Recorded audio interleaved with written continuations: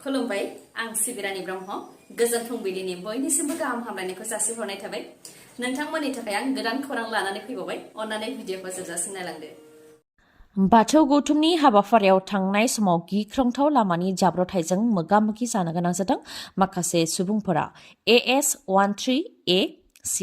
4927 गारिजों सा 20 सुबुंफोरा सनितपुरनि थेलामारायाव जानाय दुलाराय बाथौ गौथुमनि 13थि 3 बोसोरारि जथुम्मायाव थांनायावनो गिख्रंथाव लामानि जाब्रबथाय थांबाय थानाय समावनो रायखसमारि नारिखाथि बागानाव बिथांमोन गाखोनाय गारिया बेलथायदों जायजों गोब्राब जोखोम जानो गोनां जादों 4 सुबुंफोरा जोखोम जानायफोरनि मादाव हौवा हिन्जाव आरो सिख्लासाखौबो नुनो मोननाय जादों थैजों सिग्लाबनाय सिख्लासा आरो आइजोनि देहाया मोनसे गिथावना जाब्रबथाय जानायखौ फोरमायथिदों बेनि अनगायैबो सासे हौवायाबो थद गैयै हालोदाव हायाव गोग्लैनानै थानायखौ नुनो मोननाय जादों बिथाङाबो खर'आव गाज्रियैनो जोखोम जादों गिख्रंथाव जाथाय जानाय लोगो लोगो गोबां सुबुंफोरानो थुबुर जाफैदों आरो उनाव फाहामथायनि थाखाय देहा फाहामसालि फारसे दैथायहरनायनि हाबाखौबो मावदों रायजोनि दाब दाब जायगायाव 1000 बाथौ थानसालि लुफुंनाय जागोन आरो गंफ्रोमबो थानसालिखौ लुनो थाखाय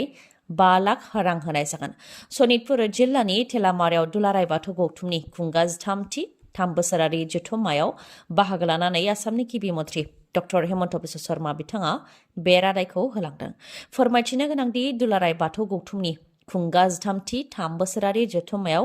गाहाय आलासि महरै मिरु नखर मन्थ्रि अमित शाह बिथांजों लोगोसे आलासि महरै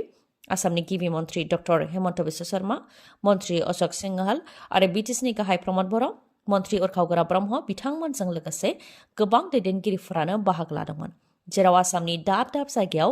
1000 बाथौ थानसालि लुनो थाखाय खोथा होदों आरो गंफ्रोमबो थानसालिखौ लुनो थाखाय 5 लाख रां होनो थाखाय फोसावदों बेनि अनगायैबो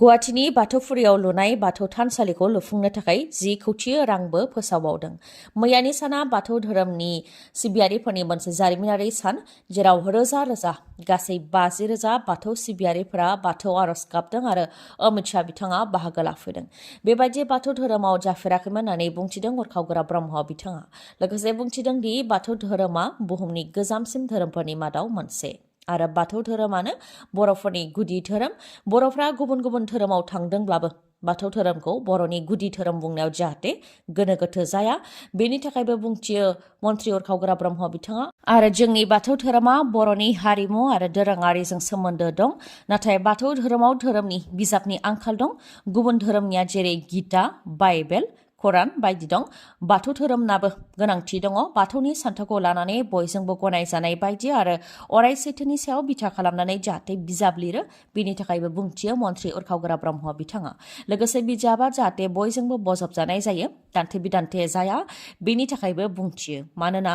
दानि गोदान जोलैयाव लेखा गोरोंफोरा गियानबो नागिरो बेफोर गासै नांगौआ आबुं जायोब्लानो बाथौ धोरोमा आबुं धोरोम जागोन होननानैबो बुंथियो उरखावगोरा ब्रह्म बिथाङा बिटिआरआव हाग्रा बिफानावनो बांसिनै हिंसायारि जाथायफोर जानायखौ नुनो मोननाय जादों बिएसि बिटिसि आरो बिटिआर गोरोबथा जानायनि उनावबो बर'फोरा रैखाथि मोनाखै बेखौ नों बा आं फोरमान होनांगौनि गोनांथि गैलिया हाग्रा ओनसोलनि गामिफोराव थानाय बर'फोरजों हाराहास्ति जाबाय थानायानो बेनि फोरमान चिरांनि रिपु हाग्रा ओनसोलाव थानाय उदालगुरि ओनसोलाव रागा जोंनाय सुबुंफोरा रुनिखातानि रेन्जार प्रान्जल तालुकदारखौ गाग्लोबदोंमोन जायखौ खौराङावबो फोसावनाय जादोंमोन नाथाय बे गाग्लोबनाय जाथायाव सोर दायनिगिरि बेनि सायाव जाहाथे दैदेनगिरिफ्रा नायबिजिरो बिनि थाखाय खावलायदों रायजो राजाफ्रा जाथायखौ लानानै उदालगुरि ओनसोलनि गावबुराजों लोगोसे रायजो राजाफ्रा खौरांगिरि मेल खुंदों खौरांगिरि मेलनि गेजेरजों बेखौनो फोरमायथिदों दि रेन्जार प्रान्जल तालुकदारा बर' गामिफोराव फैनानै माबा मोनसे नङा माबा मोनसे जाथाय खालामफैबाय थायो गाग्लोबनाय जाथाय जानाय सानखालिबो गोजाम नखर थाखानाय सुबुङा न' गोदान लुनो थाखाय खुन्थिया गायदोंसोमोन बेखौनो अर सावनानै होलांदों प्रान्जल तालुकदारा बेनि अनगायैबो न'आव थानाय थिं सिबिं हाइजें साइकेल बायदिखौबो गारियाव दैखांनानै लांनो थाखाय नाजादोंमोन बेयावनो रागा जोंखांनाय रायजो राजाफ्रा हमथास्लाबनो हायैयाव रेन्जारनि सायाव गाग्लोबदों होननानै फोरमायथिदों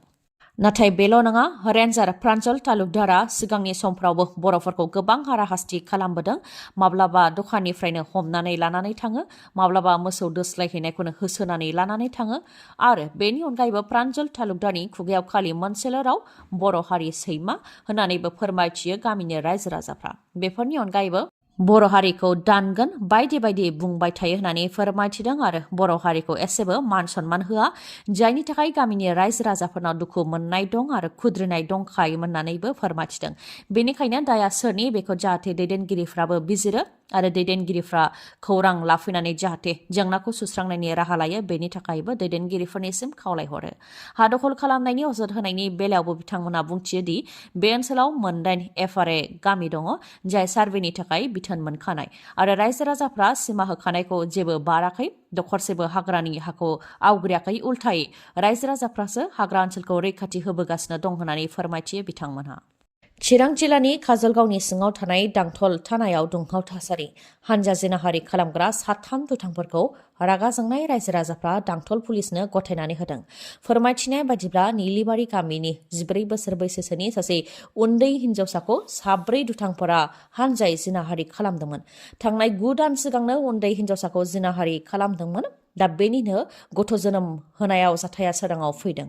रां रुफा होनानै जिनाहारि खालामनाय जाथायखौ गाथेनानै दोनदोंमोन जानो हागौ होननानै फोरमायथिदों, नाथाय दा गोरलै गथ' जोनोम जानायनि उनाव जाथाया सोराङाव फैनायखौ फोरमायथिदों। आरो जाथाया सोराङाव फैनायनि उनावनो रागा जोंनाय रायजो राजाफ्रा दुथां दायनिगिरिफोरखौ हमदों, जेराव 4नि मादाव 3खौ हमदों आरो हमनो मोननाय दुथांफोरखौ रागा जोंनाय रायजो राजाफ्रा बुग्लिदों। बेनि उनाव दांथल पुलिस थानायाव फैनानै पुलिसनि आखायाव गथायनानै होफैदों।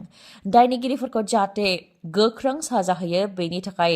दाबि खालामदों खुद्रिनाय रायजो राजाफ्रा। फोरमायथिबावनाय बायदिब्ला हानजायै जिनाहारि खालामग्रा दुथांफोरनि मादाव 3 दांथल ओनसोलनिनो थागिबि आरो गुबुन सासेया रेलवे कल'निनि थागिबि। हमजानायनि मादाव सासेनि मुङा कार्तिक कासिम। फोरमायथिनो गोनांदि दुथांफोरजों हानजा जिनाहारि खालामजानाय उन्दै हिन्जावसा गथ'आ जोंनि हारिनिनो। दा बिथांजों लोगोसे बिथांनि गोरलै गथ'खौ फाहामथायनि थाखाय काजलगावनि देहा फाहामसालियाव थिसननाय जादों।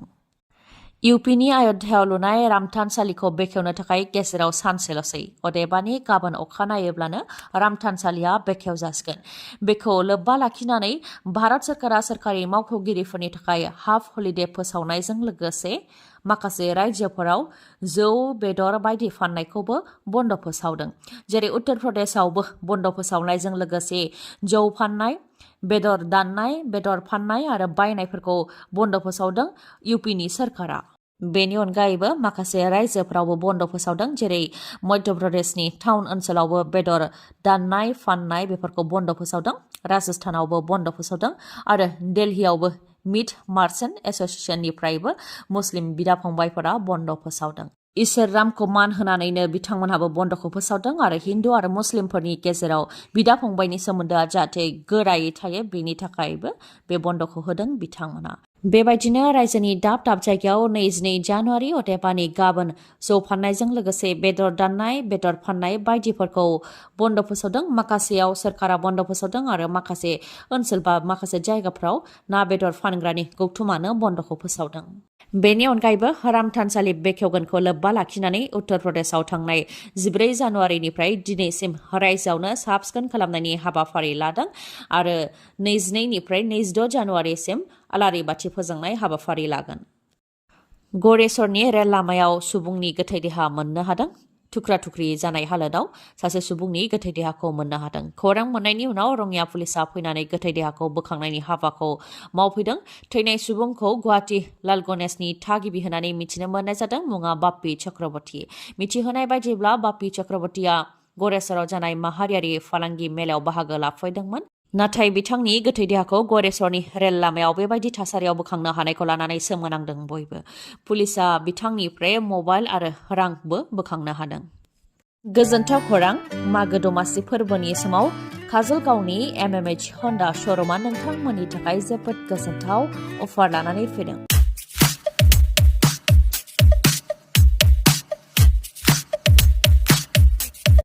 हन्डा SP 160 सीसी मटर साइकेलखौ नोंथांमोनहा